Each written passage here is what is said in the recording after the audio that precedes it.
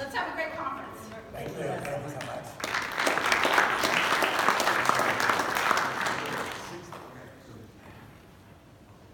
Hello, good morning, everybody. Welcome to Mobile World Congress, TTIA. I'm excited to be here. I've actually been coming here for around 15 years. Pretty much as long as I've been in the industry, I've been coming to these trade shows. And they've really been good, instrumental to keep me on track and to get me to the industry. And I could even say that these shows are responsible for a lot of the contacts that I have today.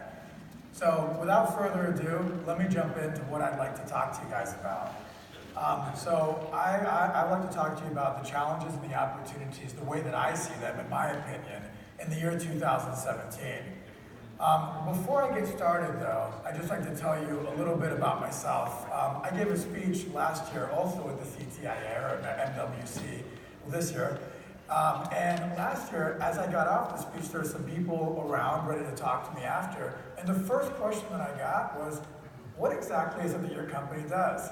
So let me answer that so I don't get through this 20-minute speech and you guys still don't even know what I do.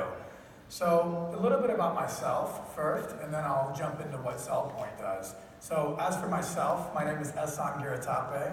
I'm happily married. I've got 2 kids, a 6-year-old son named Max and an 8-year-old daughter named Madeline. And my wife and I and our family reside in Orange County, California. So that's me personally. On the business side, as I mentioned, I've been in business for almost 15 years. And I initially got into this business, like all good businesses, is I wanted a paycheck. I wanted to create an income stream. That's why I started it. And I initially got into just becoming a reseller for Sprint.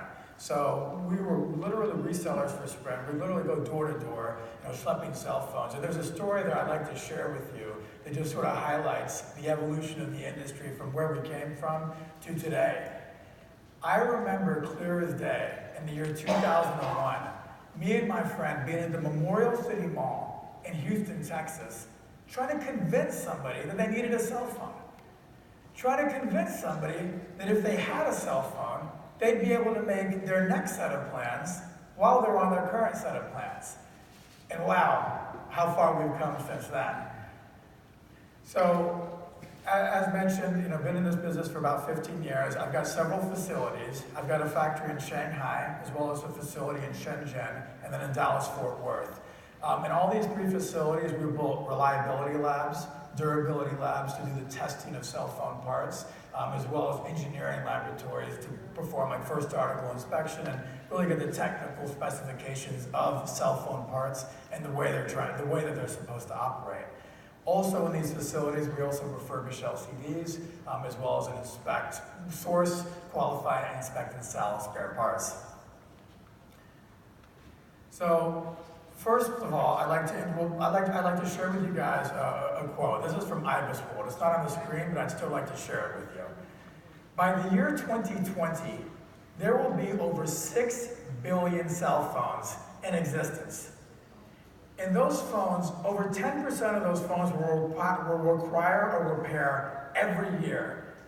This industry is not just growing, it's on fire. The same way when I started in this industry 15 years ago, and you could find national network operators taking 14-day customer returns and throwing them away, there was so much opportunity back then. There's even more opportunity today. So I'd like to share that with you. In the same article by Ibis World, they also say that by the year 2020, the smartphone insurance market in America will be worth up to $50 billion. And remember, that's not counting retail repair and all the other buckets of repair, just with insuring smartphones. I hope that's very exciting to you, because that's very exciting to me. It lays out a lot of potential opportunities. So, as you can see from the slide up there, there's a very interesting case that was just brought to the United States Supreme Court in May of this year. And before, OEMs like Apple or Lexmark or Samsung or others would say that when they sold their products, the IP for that product also belonged to them. So in other words, if Lexmark were to sell me a print cartridge, I were to use that print cartridge, they had issue with the refurbishment of that print cartridge to like new. Well, that's exactly like the industry that we're in today, because we've got all these cores floating around from Apple and Samsung, cores of LCDs, cores of rear covers that need to be refurbished and like to be refurbished. This case is critical, and I'm very, very excited about this case.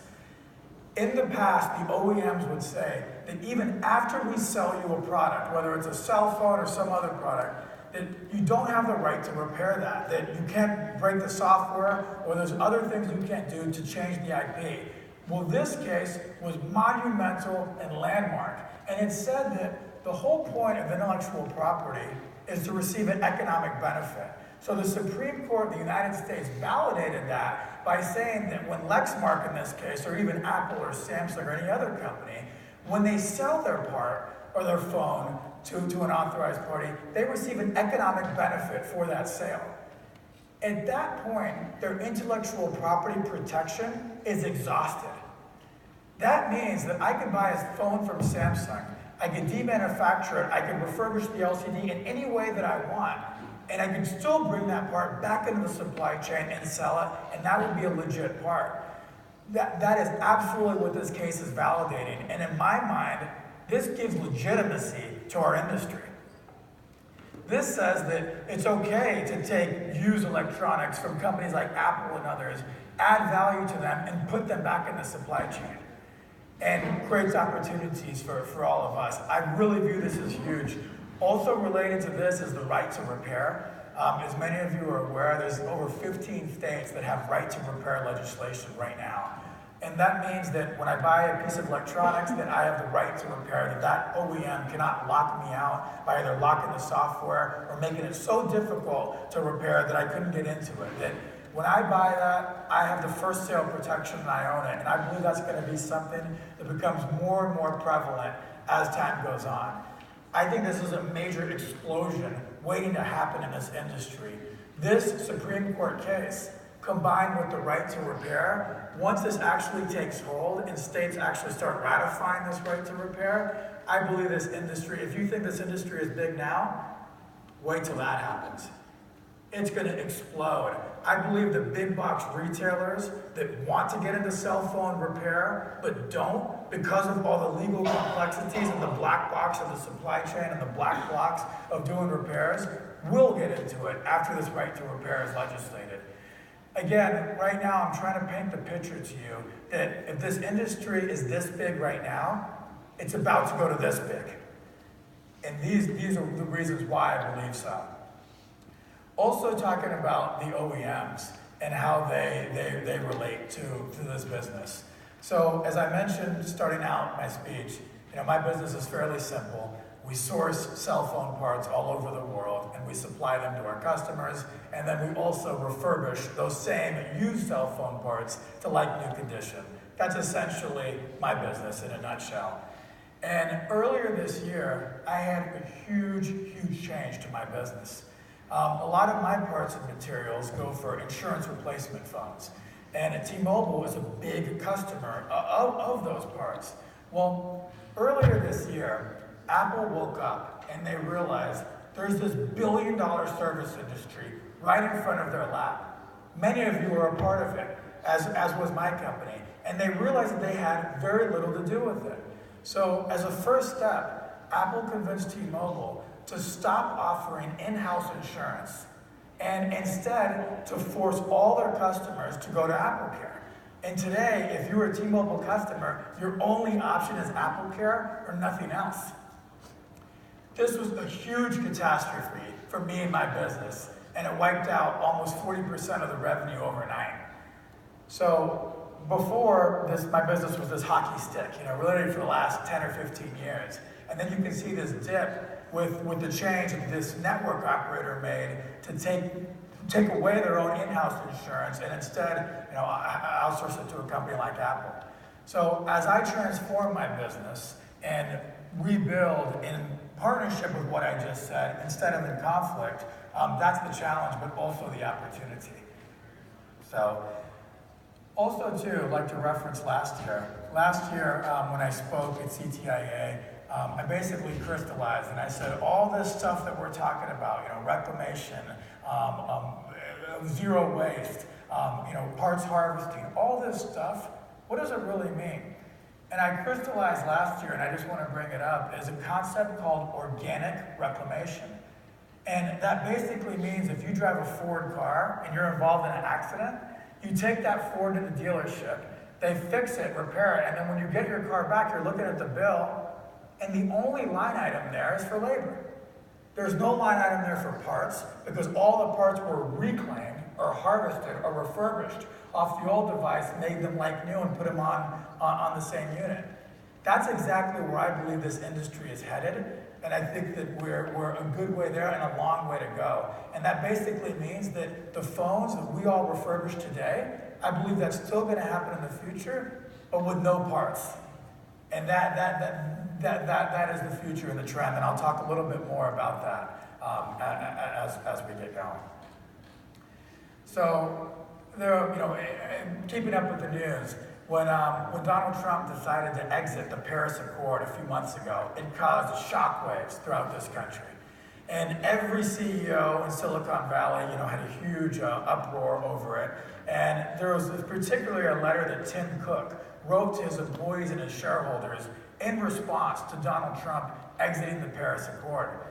And the letter basically said in it that we will keep working toward the ambitious goal of a closed-loop supply chain and to eventually stop mining new materials altogether.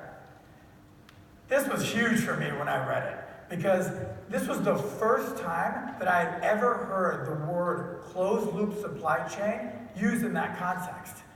The way that Tim Cook and Apple think of a closed-loop supply chain is that Apple sells you the iPhone 7 today, and next year you sell them back that iPhone 7, and they crush up the materials in there, and they use those recycled materials to build an iPhone 8. That's their version of a closed-loop supply chain. And very exciting, by the way. I mean, just the concept of having zero waste is exciting in and of itself. I also am a huge fan of closed-loop supply chain. However, I look at it a little bit differently than the way that Apple does. I look at the ultimate closed-loop supply chain, and when I say ultimate, I mean for the environment, is that Apple sells you an iPhone 7 today. Next year, you take the parts off of that iPhone 7, you give them to a company like CellPoint, and we will add value, refurbish those used parts, make them to like-new condition, and now we take these refurbished or remanufactured parts and put them back onto the same device. That, to me, is a much better ecological story and a much better environmental story, because it takes way less energy to reclaim or refurbish a part from like-new to new condition than it does to completely break something down and build it back up. And I believe if the ultimate goal is to be respectful of our environment and to actually, have a process that respects our green priorities, I believe that we'll be much closer to getting there by looking at the closed-loop supply chain in the way that I just described. Also, too, just to talk a bit about refurbishment, that's really the crux of where I believe this industry is going. It's not about buying all the cheap parts out of China that you can buy and then bringing them here and putting them on and hoping that it works for the 30 or 60 or 90 days that your warranty that you're offering to your customer. That's not what it's about. These companies and OEMs have spent hundreds of millions of dollars to come up with the IP to make their parts. There is not a factory in China that can make that with one millionth of the infrastructure and the capital investment and the resources that the OEMs are making. And in my opinion, it would be silly to even think that's possible. So refurbishment is going to be critical. It's not just about putting whatever cheap China parts can get on there. There's got to be a level of OEM compliance. And really what that means is, one, it doesn't violate IP, and two, what am I really saying when I say this? I'm saying that the product is reliable and durable. If there were parts out there made by a 100 or 200 person Chinese factory that could be reliable and durable on the level of Apple or any other OEM, then maybe I would sing a different tune. That's not the case, and that has not been my experience, and I'm sure you would share some of that experience as well. So this is the overview of just refurbishment. There's many different buckets of refurbishment. There's light refurbishment where you can just polished without actually disassembling or taking off the parts. There's a deeper reclamation where you remove the parts, refurbish the parts, and then put those same parts back onto the device. In many different flavors. So, no longer are network operators taking like 14-day customer returns that they sell and selling those to some guy in Brooklyn for 10 cents on the dollar. They realize that there's a lot more value to be had on that device, rather than selling it 5 layers, eventually getting to the end customer. Again, the benefits to refurbishment are very straightforward, and one is it's economical. It's definitely cheaper to take a used product and reclaim it, bring it back to life, than it is to buy a brand new.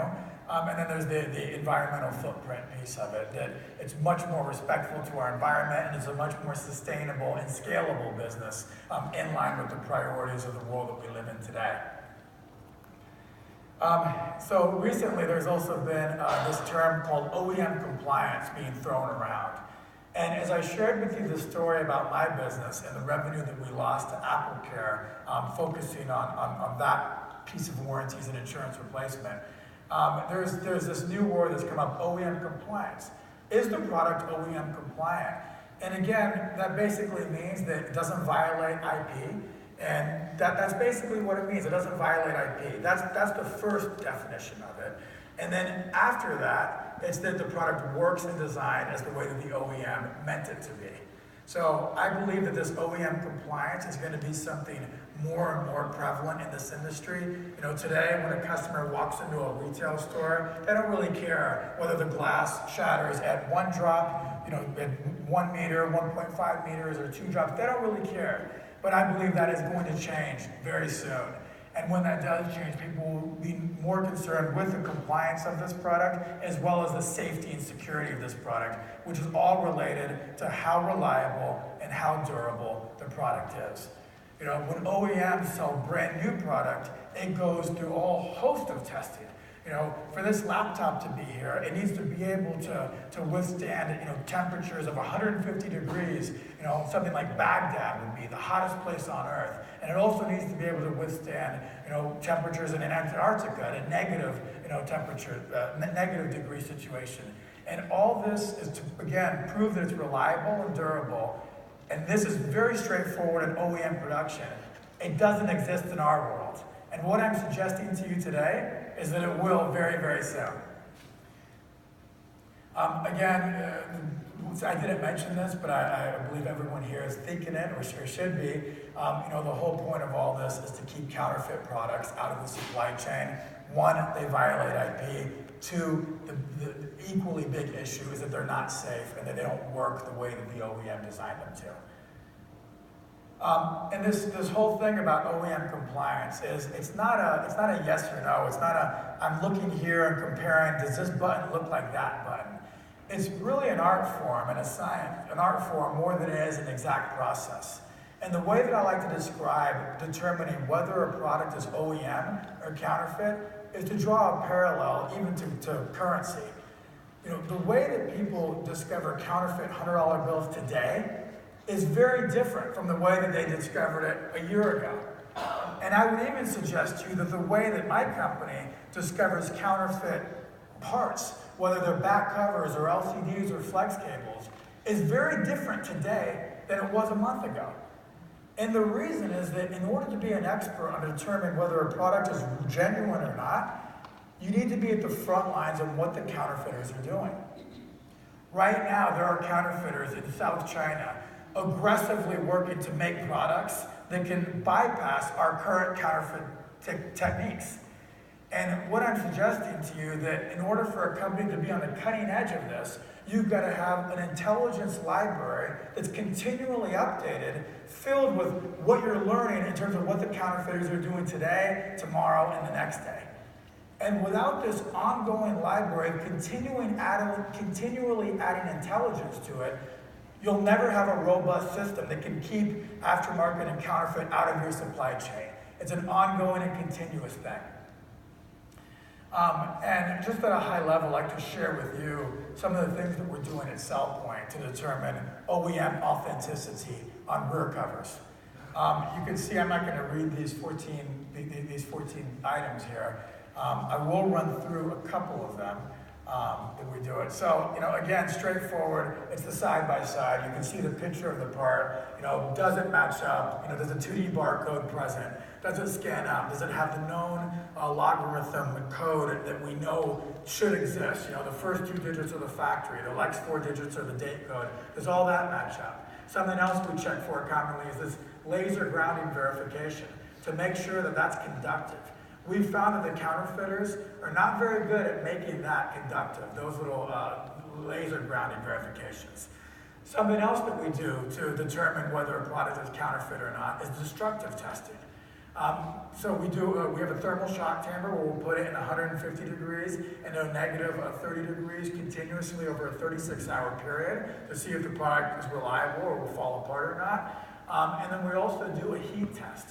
We found that the plastic inserts at the top of that only melt at 300 degrees or more. The original ones don't melt at a single degree less than 300. So a lot of times we'll have suppliers bring in these parts and they'll say, oh, they're original, we're sure they are. And then we'll take it and we'll put a soldering iron at 300 degrees there and then we'll find that it melts and that'll be the dead giveaway of us not knowing it's genuine. Something else we do is we have an aluminum bend test where we bend it to make sure that the strength of the housing is with the same as the verified reference. And then not on this slide, but we also have an independent laboratory verify the materials, the chemical composition of the materials inside. So there's a zinc, there's aluminum, and there's other stuff inside of there, and we make sure that the housings that we supply and that we refurbish match up to what we know is the verified reference. We also employ an X-ray test. We do this on our back covers, we do this on our batteries. And again, you can see here, see that hole. We're checking to see that that hole is made by machine. These green ones made that it's an original housing. You can see the metal pattern there of the original. And then down here, you can see that hole. This hole is made by hand. And the pattern of the metal is very different from the verified reference. So right there, we knew that this one was aftermarket. The same thing here, you can see this hole made by machine, and then again, this hole made by hand, and with a different type of material. But again, you can only find out this stuff by actually x-raying it. So this is a technology we're very excited about because it allows us to test all the material in a non-destructive way. Nobody wants to give you 1,000 parts, have you test them, and you only give them back 500 because you destroyed half of them in the testing process. This is a way to accomplish all of that without actually being destructive. We're also checking the anodized coating thickness of it to make sure that the way that we layered the anodization is correct. So at a high level, that's what we're doing on the back covers. Also for batteries, this is a very critical piece, as you know. I mean, with the fires and with the explosions that have happened, every single one of our customers is watching this battery like crazy. So I'm not going to read this to you, but you can see high level some of the things we're doing. We put the batteries through an X-ray to check the lengths of the cathodes to make sure they verify with our match up to our verified reference in our intelligence library. We also check the inside serial number of the battery to make sure that it matches up with the 2 parts on the label where it's printed out. We're also looking at the flex cables. We found that the OEM flex cables have a pattern on there of little dots, whereas the aftermarket or China flex cables are more smooth. Form and fit. We're also doing an accelerated charge and discharge test where we'll charge it up and charge it down over a period of 36 hours. Also an accelerated usage test where we'll just run a video on repeat, and then we'll test the temperature of the battery to make sure that it's within parameters. High level, this is some of the stuff that we're doing to make sure that batteries are original. Our customers are laserly focused on this. If even one battery explodes or catches on fire, it literally is hundreds of millions of dollars of bad will. This is a very big deal, very important. Some of the other things I'd like to talk about in my time here is chain of custody. So everybody's talking about chain of custody now, at least in my world, cell phone parts. They're saying, you got these cell phone parts, where do they come from? Where did that person get them from? And where eventually did Apple sell the parts to somebody who eventually got to you? That, in my opinion, is not a reality of the world that I live in. You know, when I think of chain of custody, to find a link to an OEM just sounds crazy. If I were a billion-dollar global contract manufacturer making parts for Apple, or Samsung, or anybody for that matter, and somebody came and tried to get parts sideways, there wouldn't even be a discussion. And I think, you know, many of you would feel the same way. So when I think of chain of custody, I think of it as very simple and very straightforward. And I'll go to the next slide to sort of paint the picture of what I'm thinking. So when we think of chain of custody, we demanufacture the phone. And at that time, we tie the part based on the 2D barcode to that original IMEI.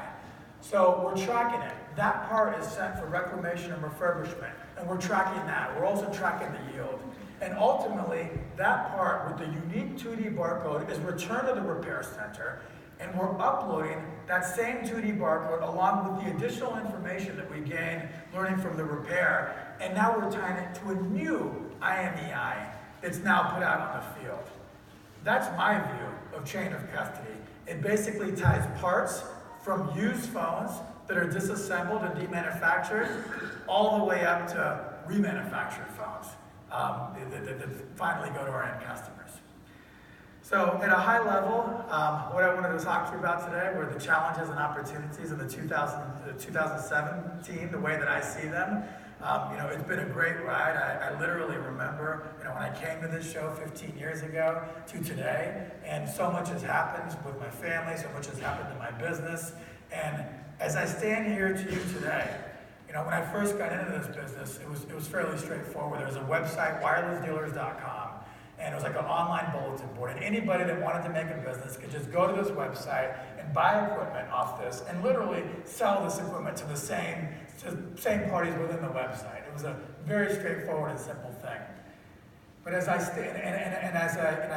jumped into this industry, you know, as a young adult, really my first and only career, I was excited about that opportunity, that I could come and with not a whole lot of experience or not a whole lot of connections, could use this website to create opportunity for me and my company. That was really, really exciting for me as a young man. Today, as I stand before you, not so much a young man anymore, but as I stand before you today, I am equally and even more excited about the opportunities in this wireless industry today. No longer is there a website where anybody can just figure out deals, but the amount of opportunity in this space is more than it was 15 years ago.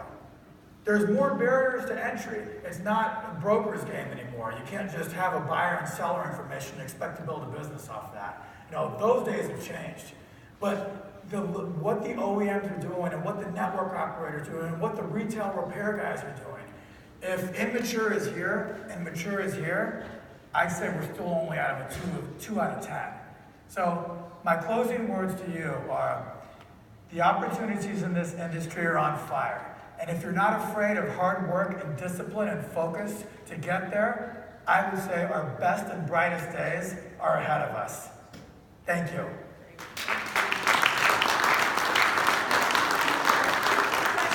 Anybody got questions? We have time for 2 quick ones. Any questions? Don't be bashful. He loves questions. See one back there.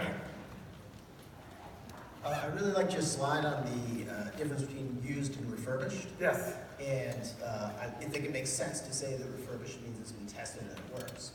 But one person's refurbished is not another person's refurbished. And a company may just wipe the front, turn it on, and it says it works. What are you guys doing, and companies like you, to improve the reputation of the industry so that people trust that when it says it's refurbished, because just saying it on the slide doesn't mean it's tested and it works. But there's certifications or the things you can work towards, that people can work towards to make that happen. Yeah, great. Thanks for the question. Makes a lot of sense. So as an industry, there's stuff happening, and then also as a company, there's stuff that we're doing.